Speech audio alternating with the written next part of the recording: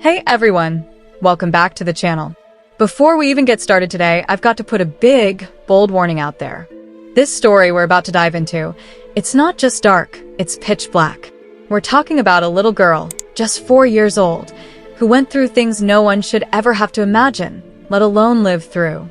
There's extreme child abuse here, physical, emotional, the works, and it's graphic, it's brutal, and it's going to hit you right in the gut. If you've got a weak stomach, if stories about kids getting hurt mess you up, or if you're just not in the headspace for this, please do yourself a favor and skip this one. Click away, watch something lighter, I won't judge. For those of you sticking around, brace yourselves.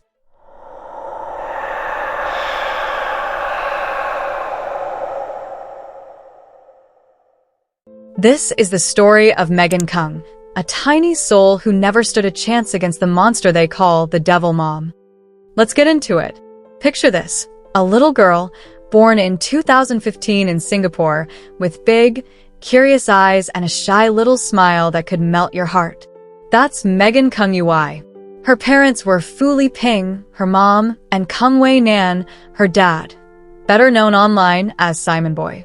Back in those early days, things weren't exactly picture perfect. Simon was a guy with a rough edge, in and out of trouble, and Fu, she was young, struggling to keep it together. But Megan, she was their light. There's this one photo Simon shared years later, from when Megan was maybe 2, where she's clinging to his leg, grinning up at him. You can see the love there, the bond. He called her his princess. But life doesn't always play fair, does it? By 2017, Simon's choices caught up with him. He got locked up, sent to prison for a stretch. Fu took full custody of Megan, and just like that, Simon was out of the picture. Last time he saw his little girl was February 2017, her tiny hand waving goodbye. She was 2 years old, and he had no idea that'd be the last time. Fu didn't waste time moving on. She hooked up with a guy named Wong Xiang, a tall, wiry dude with a mean streak and a drug habit that'd make your skin crawl. They shacked up together in a rented condo unit at Suites at Gillamid in Paya Lebar, Singapore. Fancy name, right? You'd think a place like that, modern, upscale, would mean a good life for a kid. But behind those sleek walls, something ugly was taking root. Megan was just a toddler when she got dragged into this new setup, and by February 2019, she's 4 years old, stuck in a world that's about to turn into a living nightmare. Fu, the Devil Mom, and Wong didn't see Megan as a daughter, a child to nurture. They saw her as a burden, a target. And that's when the horror kicked off. It started with the little things, or at least what they'd call little. Megan wets the bed one night, like kids do, and Fu's reaction isn't a sigh or a gentle nudge. No, she grabs a cane, thin, whip-like, the kind that stings deep, and lashes it across Megan's legs. Red welts pop up on her skin, tiny cries filling the air, but Fu doesn't stop. She's got this cold, hard look in her eyes, like she's punishing something she hates. Wong's there too, watching at first, then joining in. He slaps Megan across the face, hard enough to leave a mark, because she spilled a cup of water on the floor. She's 4, guys. 4.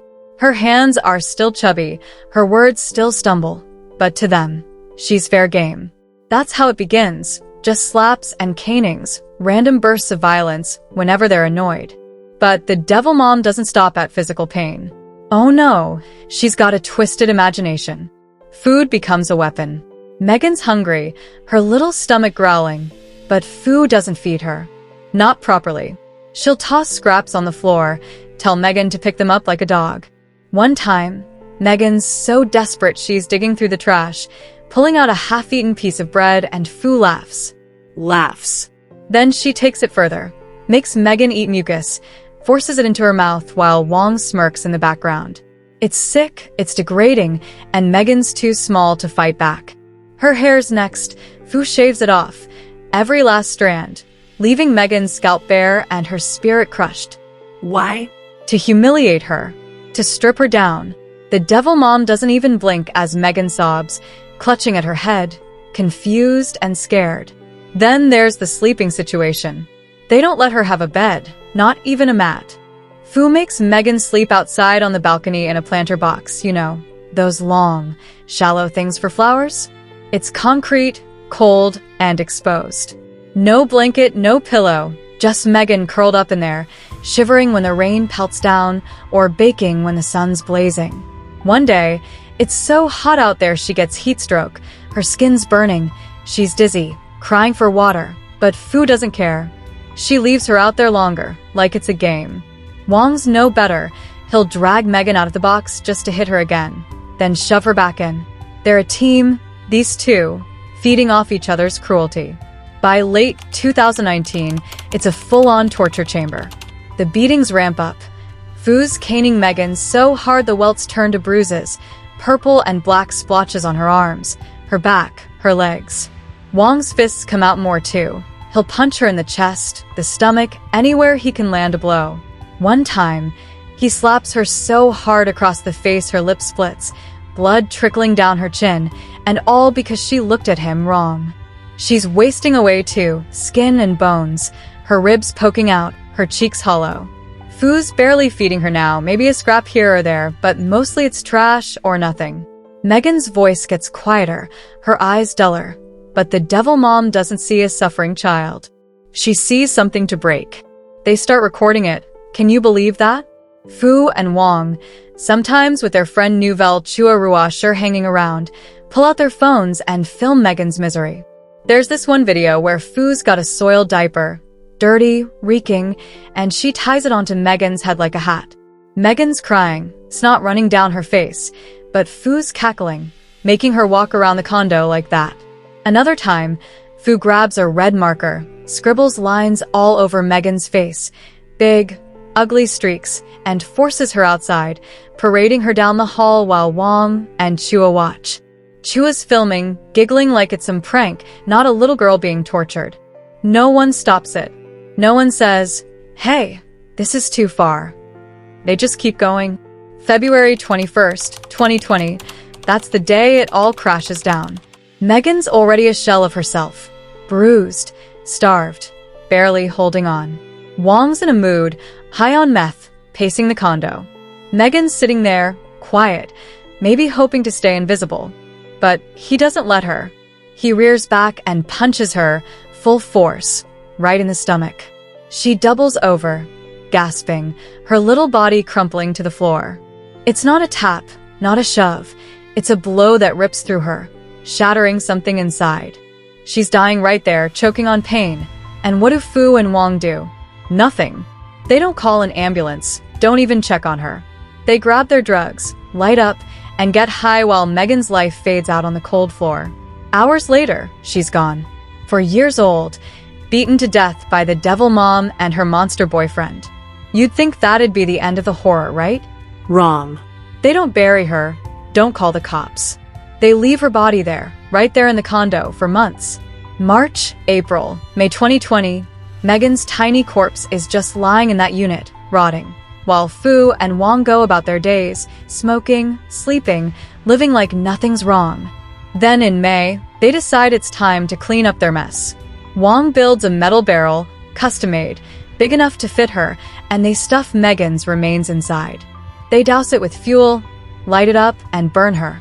The smell, the smoke, it's all there in that condo courtyard, but no one notices, or maybe no one cares. When it's done, there's nothing left but ashes. Wong scoops them up, drives to East Coast Park, and scatters them into the sea. Megan's gone, erased, like she was never even here. Simon, Megan's dad, doesn't know any of this yet. He's out of prison by now, trying to piece his life back together. He hasn't seen Megan since 2017. Fu's kept him away, dodging his calls, blocking his attempts to visit. But he's got this gnawing feeling, this dad instinct that something's off. On July 20th, 2020, he can't take it anymore. He goes to the police, files a report, says he's worried about his daughter, hasn't heard from her, needs someone to check. The cops don't mess around. They track down Fu and Wong, haul them in on July 23rd. Chua gets picked up too. And that's when the whole disgusting story spills out.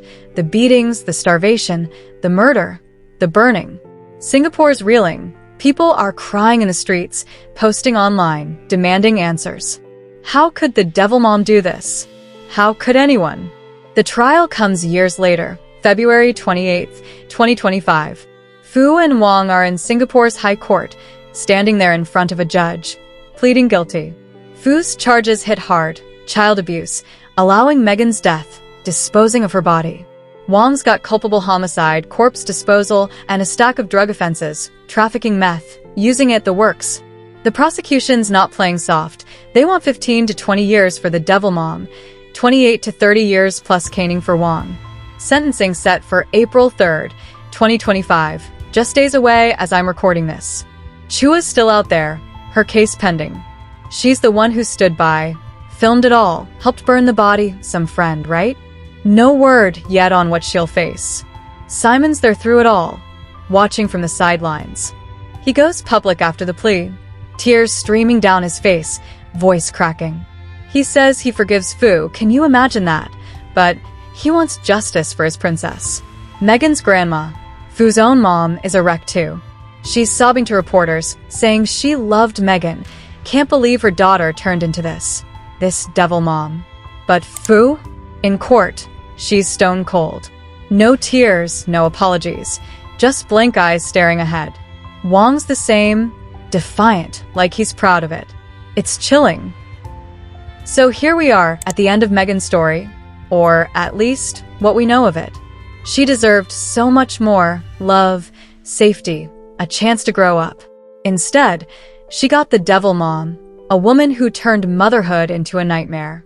This case leaves you with questions, doesn't it? How did it go on for over a year, 13 months of torture, without anyone stepping in? Neighbors, friends, Chua, where were they? What about the system? Couldn't someone have saved her? It's the kind of thing that keeps you up at night, and I know it's hitting you hard too. Alright, guys, this one's been a marathon, heavy, raw, and real. If it got to you, drop a comment below.